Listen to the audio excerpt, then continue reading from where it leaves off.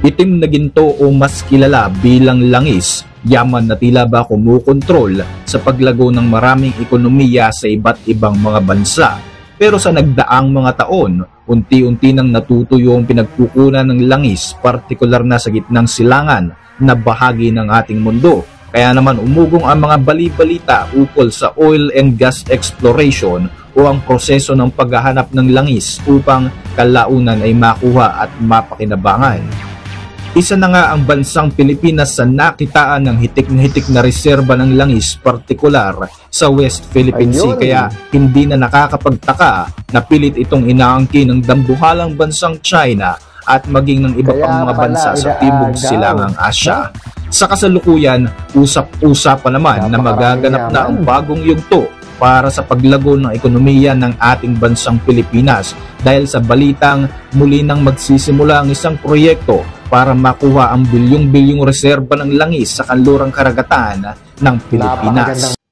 So bago natin pagpatuloy, kung hindi ka pa nakasubscribe sa aking YouTube channel, subscribe mo na yan. This is Boy Sausaw, ang Sausawero sa issue ng iba. So shoutout muna sa may-ari ng video na to, Ken Tots, na may pamagat na Oil and Gas Exploration sa West Philippine Sea, magsisimula na. So wag na natin patagalin pa, let's go. Panoorin na natin. Okay, let's go. Rectobank. Ang bansang Pilipinas ay isang bansa na kilala dahil sa masaganang mapagkukunan ng likas na yaman at isa na nga rito ang bilyong-bilyong mga reserba ng langis at gas sa iba't ibang bahagi ng ating arkipelago.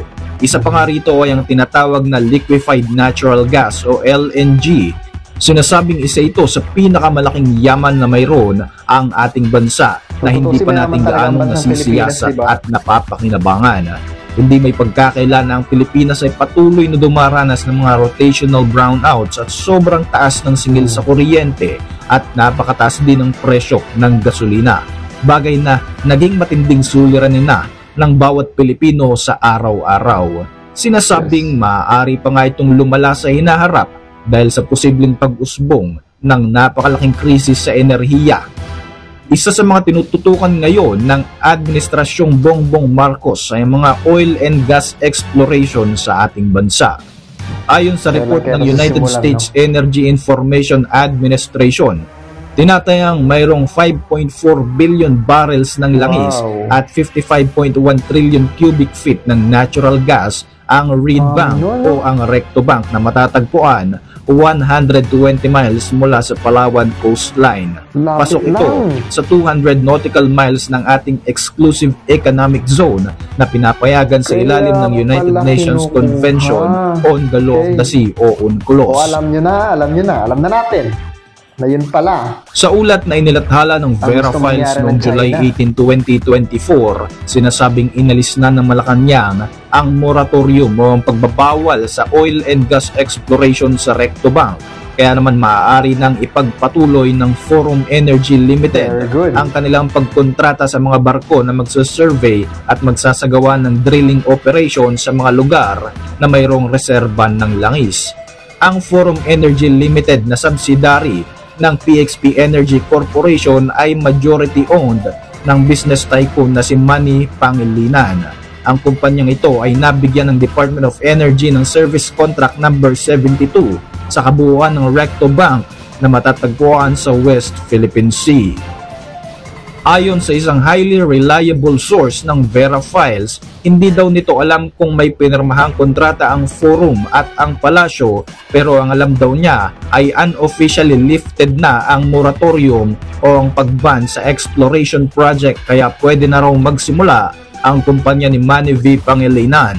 Ang Vera Files ay alam naman natin na isa sa mga fact-checker news organization na kumakalaban sa pagpapakalat ng fake news, lalo na sa mga lumalabas na impormasyon sa Pilipinas. Kaya naman alam natin na hindi ito basta-basta maglalabas ng mga maling impormasyon. Ang proyektong gagawin ng Forum Energy Limited ay naglalayon din na pumalit sa Malampaya gas field na inaasahang mauubos na sa pagpasok ng 2027. Ang Malampaya gas field na makikita naman sa SC38 na matatagpuan halos 80 kilometers lamang mula sa hilagang kanluran na bahagi ng Palawan May lawak ito na 83 hectares at ito ang kaisa-isang natural gas field ng ating bansa sa kasalukuyan. Taong 1992 nang madiskubre ang malaking deposito ng natural gas sa bahaging ito ng Palawan. Karamihan sa mga reserba na matatagpuan dito ay ang methane na galing sa mga bulok na organic materials at mga fossils na ilang libong taon nang nakabaon dito. Isa ito sa hinihigop at pinoproseso ng Malampaya gas field upang magsilbing fuel sa mga power plants sa Luzon na siya namang nagbibigay ng kuryente sa atin. Taong 2021 nang magsimula ang operasyon ng gas field na ito at nakakapagbigay nga ito ng produksyon na aabot sa 12.1 million cubic per day. Ito ay napakalaking kontribusyon sa supply ng kuryente sa Luzon at kumita na rin ng halos $12 million mula nang mag-operate ang gas field na ito. Sa kasamaang palad, sinabi ng Department of Energy na unti-unti nang nauubos ang deposito ng natural gas sa Malampaya at malaki ang posibilidad na tuluyan na itong masasaid pagpasok ng 2027. Pag nagkataon, magkakaroon ng napakalaking krisis sa enerhiya sa buong Pilipinas kung hindi ito mapapaghandaan. Sa ngayon ay puspusa na ang ginagawang paghahanda ng Marcos administration upang maresolba ang problema na ito. Kaliwat kanan ang ginagawang paggawad ng ating gobyerno sa mga service contract sa iba't ibang kumpanya na siyang magsasagawa ng pagsasaliksik at drillings upang maibsan na rin ang patuloy na pag-angkat natin ng langis galing sa ibang bansa. Ayon kay former Associate Justice Antonio Carpio, napaka-importante na masimula na ang proyektong ito sa lalong madaling panahon dahil maaaring magkaroon ng energy crisis sa buong Pilipinas sakaling hindi mariresolba ang papaubos na natural sources ng Malampaya gas field. Kung hindi makukuha ang langis at ang mga gas reserves sa Recto Bank, kakailanganin pa nating mag-import ng mas marami pang liquefied natural gas at siguradong lalo pa itong magpapataas sa inflation rate ng ating bansa dahil kaakibat nito ang pagtaas ng higit sa 50% ng binabayaran nating mga kuryente. Gayon na rin ang pagtaas sa singil sa mga gasolina na sa kasalukuyan ay alam naman nating umaaray na rin tayo sa ating mga bulsa. Matagal nang naibigay ang service contract number 72 sa Forum Energy Limited na kumpanya ni Manny V. Pangilinan pero isinantabi muna ito ng dating Pangulong Noynoy Aquino at ibinan ang proyekto noong 2014 dahil sa tumataas na tensyon ng Pilipinas at China sa West Philippine Sea. Sinubukan namang alisin ng dating Pangulong Rodrigo Duterte ang 2014 moratorium sa oil and gas exploration noong 2020 at 2022. Magsisimula na sana muli ang operasyon sa proyekto na ito pero ayaw ni Duterte na magalit ang kaibigan niyang China kaya naman ang ginawa ng dating Pangulo ay nakipagnegosasyon ang kanyang administrasyon sa China para sa isang oil and gas joint development agreement. Sa kasamaang palad, hindi rin ito natuloy sapagkat labag ito sa ating konstitusyon kaya naman ang problemang ito ay umabot na sa administrasyon ni Bongbong Marcos. Kung inyong matatandaan, sinabi ni President Bongbong Marcos sa kanyang ikalawang State of the Nation Address o SONA na gagawa ng paraan ang kanyang administrasyon upang maisakatuparan ng oil exploration project sa West Philippine Sea sa kabila ng pangaharas na ginagawa ng China. Hindi naman may pagkakailan na sakop ng exclusive economic zone ng Pilipinas ang Recto Bank dahil pasok ito sa 200 nautical miles na nakasaad sa UNCLOS.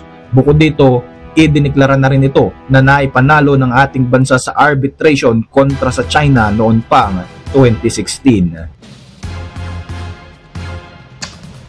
Dahil nga sa mga balitang inalis na ng Malacanang ang pagban sa oil and gas exploration sa Recto Bank, tumaas ng 50% noong Miyerkules ang presyo ng bahagi ng upstream oil and gas company na PXP Energy Corporation.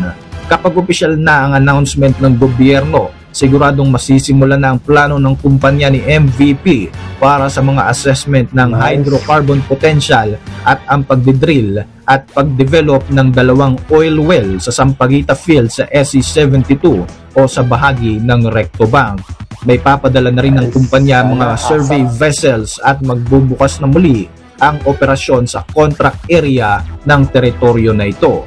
Sa muling pagbubukas ng operasyon upang masiyasat at makuha ang natural na yaman ng Recto Bank sa West Philippine Sea, siguradong malaki ang maitutulong nito sa pilit na bumabangon na ekonomiya ng ating bansang Pilipinas. Para sa inyong mga reaksyon, mag-iwan lang ng komento sa ibaba ng video na ito. At para manatiling updated sa ating mga susunod na upload, siguruing mag-subscribe. I-like mo na rin ang ating mga videos bilang suporta. Muli, ako po si Royce at maraming salamat sa patuloy na pagsubaybay sa ating channel.